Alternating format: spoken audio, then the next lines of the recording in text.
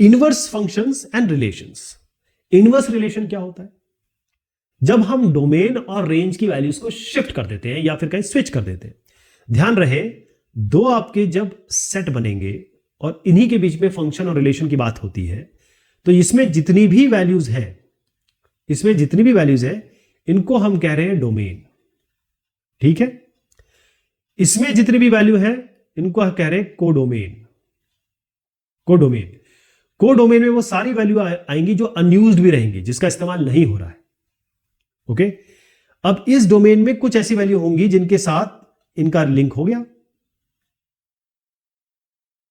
ये 3 बज गई, 1 2 3, ये चलिए मान लीजिए 2 बज गई। ये 2 जो बज गई, इनको अगर इस कोडोमेन से हटा दिया जाए तो क्या बन जाएगा? रेंज।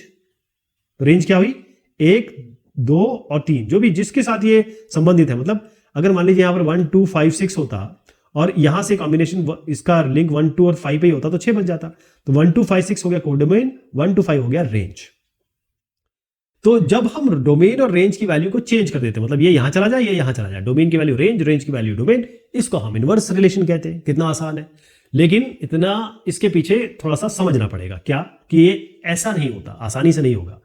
इनवर्स नोटेशन का मतलब ये है, अगर आप एक कह रहे फंक्शन एफ एक्स है तो एफ इनवर्स एक्स इनवर्स लगाते हैं उसके आगे। ये एफ और जी अगर इनवर्सेस है, अगर मान लीजिए एफ और जी इनवर्स है, यानी कि एफ इनवर्स या जी इनवर्स, या ये कहें कि इनका इनवर्स एग्जिस्ट करता है, तो F A equals B if and only if G B A, यानी कि एफ और जी, ये एफ और जी आपस में इनवर्सेस है। मतलब एफ जी का इनवर्स है और जी एफ का इनवर्स है।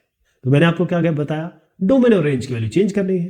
तो यहां एफ ए अगर बराबर बी है तो जी भी बराबर ए होगा। मतलब ये वैल्यू इधर दिखनी चाहिए आपको जब यहां जी लिखे, और ये वैल्यू आपको इधर दिखनी चाहिए जब आप यहां लिखे, ए लिखे। तो इसका सीधा मतलब ये हो गया, एफ ऑफ जी एक्स आपका एक्स आना चाहिए और जी ऑफ एफ एक्स भी एक्स आना चाहिए। सबसे बड़ी बात यह है कि अब हम दोबारा लौट गए कंपोजिशन पे। मैंने आपको क्या बताया था, एफ ओ जी फॉग एक्स बताया था और गॉफ। अब हम ये मान के चल रहे हैं कि ये एफ और जी दोनों फंक्शन एक दूसरे के इनवर्स है। तो इनवर्स तभी होंगे जब फॉग एक्स भी एक्स आएगा और गॉफ एक्स भी एक्स आएगा। बस इतना आपके दिमाग में बैठ जाना चाहिए। तो इनवर्स निकालने का क्या तरीका है, इसमें हम क्या करते हैं कि जहां जहां एफ एक्स दिख रहा है उसको वाई कर देते हैं। वैसे भी हम जानते हैं वाई बराबर एफ एक्स ही होता है, यही फंक्शन की कन्वर्टेशन भी है, लेकिन हम यहां पर पूरी तौर से जहां भी एफ एक्स दिखेगा वहां वाई कर देंगे। अब हम एक्स और वाई को चेंज कर देंगे, जहां जहां एक्स होगा वहां वहां वाई कर देंगे, जहां जहां वाई होगा वहां वहां एक्स कर देंगे। अब हम वाई के लिए सॉल्व करेंगे, क्योंकि हमने वाई एफ एक्स को रिप्लेस किया वाई से ना, तो हम सॉल्व करेंगे वाई के लिए और फाइनली जो भी आएगा उसको हम एफ इनवर्स एक्स मान लेंगे। ठीक, तो इसमें दो चीजें आएंगी, एक 1 to 1 और दूसरा इसमें आएगा, पहले मैं 1 to 1 बताऊंगा, उसके बाद में थोड़ा आगे बढ़ता हूं। देखिए, यह बताने का एक कारण था, जो मैंने लाइन दिखाई। 1 to 1 का मतलब यह होता है कि एक सेट से जो बन रहे हैं फंक्शन के की मैपिंग, वो केवल एक की एक हो। मान लीजिए ये बॉयफ्रेंड का है, ये गर्लफ्रेंड का है सेट, तो एक बॉयफ्रेंड की एक ही गर्लफ्रेंड होगी, बस इसे हम कहते हैं 1 to 1। यहां पर एक गर्लफ्रेंड बच जाए, G4 बच जाए, कोई दिक्कत नहीं, लेकिन 1 to 1 तो है ना। ये 1 to 1 कैसे पता करेंगे? पहली चीज तो यह है कि फंक्शन अगर उसका इनवर्स भी फंक्शन है, हॉरिजॉन्टल लाइन टेस्टिंग से पता चलेगा कि पहले तो हमको पता चला चाहिए 1 to 1 है। अगर 1 to 1 मैपिंग नहीं होगी, तो मैंने जब कहा कि भाई डोमेन और रेंज को हमको इंटरचेंज करना है, तो कैसे हो पाएगा? अगर मान लीजिए आप ये मान लेते हैं, इसको ऐसे कर लेते हैं कि इनके साथ ये भी वैल्यू दे रहा है या फिर ये वैल्यू दे रहा है, तो अब जब आप इसको रिवर्स करेंगे तो ये G2 और G4 मतलब दो अलग अलग गर्लफ्रेंड किस बॉयफ्रेंड पे जाएंगी, ये मसला हो जाएगा। क्लियर? जब एक लड़का है एक लड़की है तो आप बता सकते हैं ये लड़की, अरे इसका तो बॉयफ्रेंड ये है। लेकिन जब इनवर्स पे आएंगे कि आपको जब ये यहां पर गर्लफ्रेंड करनी हो और यहां बॉयफ्रेंड करने हो, तो आपके पास कैसा रिलेशन बन जाएगा? वो बन जाएगा इस तरीके का, और ये तो फंक्शन होता ही नहीं है। तो आपको चेक करना पड़ेगा 1 to 1 है कि नहीं। 1 to 1 क्यों चेक करते हैं? इसीलिए अब देखिए, यहां पर मैं पहले बता दूं 1 to 1 कैसे चेक करते हैं। हॉरिजॉन्टल लाइन टेस्ट, इसमें क्या करते हैं, एक लाइन लेते हैं और उसको ऊपर से नीचे ऐसे हम यहां से ऊपर से वर्टिकल एक हॉरिजॉन्टल लाइन को वर्टिकली ऊपर नीचे करते हैं, और ऊपर नीचे करते समय जैसे ही वो दो जगह इंटरसेक्ट हो गई, इसका मतलब ये है कि इस वैल्यू मतलब एक पॉइंट के लिए दो वैल्यूज मिल रही है। ये जो y है ये तो y है, मतलब ये आपका y है, लेकिन ये क्या है, ये x1 है और ये x2 है।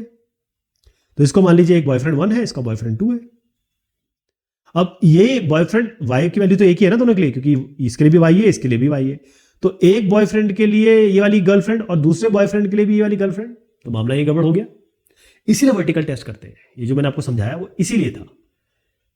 अब आप देखिए, जब मैं इस फंक्शन का इनवर्स लूंगा क्या मिलता मुझे, क्या मैं इसमें मेरी हॉरिजॉन्टल लाइन टेस्ट पास हो जाएगी? वाह, पास हो गई, क्योंकि यहां कहीं भी आप लाइए एक ही इंटरसेक्शन मिल रहा है। लेकिन प्रॉब्लम क्या आ गई? प्रॉब्लम ये हो गई कि ये पेंसिल टेस्ट क्रॉस नहीं करेगा, पेंसिल टेस्ट पास नहीं करेगा। पेंसिल टेस्ट में यहां दो आ गए, एक एक्स के लिए दो वैल्यूज आ गई, तो एक एक्स के लिए दो वैल्यू वाई की, ये तो फंक्शन ही नहीं होता है। और हम ये भी कह रहे हैं कि एक वाई के लिए दो एक्स के लिए एक वाई नहीं होनी चाहिए। यदि आपको इस तरीके से ऑर्डर्ड पेयर दिए हैं तो उसका इनवर्स कैसे निकालेंगे? बहुत आसान है, आपको इनकी जगह चेंज कर देनी है। तो इसका क्या बनेगा, 3 7 3 5 8 9 और 4 11 ऐसे बन जाएगा ये। इसका क्या बनेगा, 7 5 5 3 9 7 और 11 9। ठीक, इस वाले फंक्शन में कुछ गड़बड़ी है। अब मैं जानना चाहता हूं कौन कौन आप में से बता पाएगा कि इसमें गड़बड़ी क्या है। बाकी सब ठीक दिख रहा है लेकिन कुछ है इसमें। अब हम इनवर्स कैसे निकालेंगे? मैंने आपसे क्या बताया था, स्टेप बाय स्टेप। तो हम इस फंक्शन को लेके चलते हैं। हमारे पास है fx बराबर -12x + 1। सबसे पहले fx को y से रिप्लेस कर देंगे, तो इसको लिख देते हैं y। तो ये हो गया, y कर दिया हमने। अब हम क्या करेंगे, x को y कर देंगे, y को x कर देंगे। ये आपका पहला स्टेप हो गया, fx को y मानना। अब हम दूसरा स्टेप कर रहे हैं, x को y को x। तो यहां पर x लिख दीजिए, यहां पर आप y लिख दीजिए। अब इसको करिए y के लिए सॉल्व। किसके लिए? y के लिए सॉल्व, और वही आपका f इनवर्स होगा। तो पहले तो सबको 2 से मल्टीप्लाई कर दीजिए, तो 2x बराबर -y + 2। इसको यहां ले आइए, या इसको यहां ले आइए, इसको यहां कर दीजिए। तो आपका क्या बनेगा, y बनेगा 2 - 2x, और ये जो आपका आया है इस y की जगह f इनवर्स x रख दीजिए। तो क्या बन गया, -2x + 2। ये कर लेंगे, स्टेप बाय स्टेप करते हैं। gx को सबसे पहले आप y मान लीजिए, ये हो गया। x को y कर दीजिए और y को x कर दीजिए, ये हो गया। x को y को x। अब y निकालना है आपको, यही आपका f इनवर्स x होगा। तो सबसे पहले इसको 2x कर दीजिए यहां पर, y - 4, इसको 4 को इधर ले आइए, तो आपका बनेगा y 2x + 4। यही y आपका f इनवर्स x, खैर ये gx है तो हम इसको g इनवर्स x बोलेंगे। अब ये दो फंक्शन है, कैसे पता करेंगे कि ये इसका इनवर्स है और ये इसका इनवर्स है? दो तरीके मैंने आपको बताए हैं। पहला तरीका क्या है? पहला तरीका सिंपल है, हमारे पास fx बराबर 5x + 10 है। जैसे हमने देखा, पहले इसको y मान लीजिए, ये हो जाएगा y = 5x + 10। और y को x मान लीजिए, x को y मान लीजिए, मतलब इंटरचेंज कर दीजिए। तो मैं इसको x कर दे रहा हूं, इसको y कर दे रहा हूं।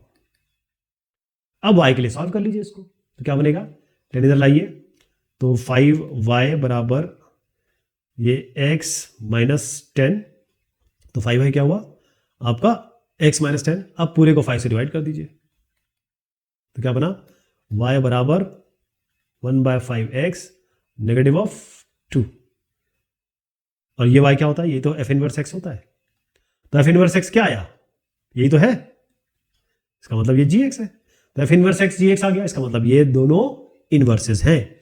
एक और तरीका क्या है, अगर आप f of gx x बता दें, f of gx x बता दें, या g of fx x बता दें, अगर ये हो जाए तो बहुत अच्छी बात हो जाएगी। तो इसको क्या करेंगे, पहले gx देखिए क्या है, उसको इसके अंदर डाल दीजिए बस।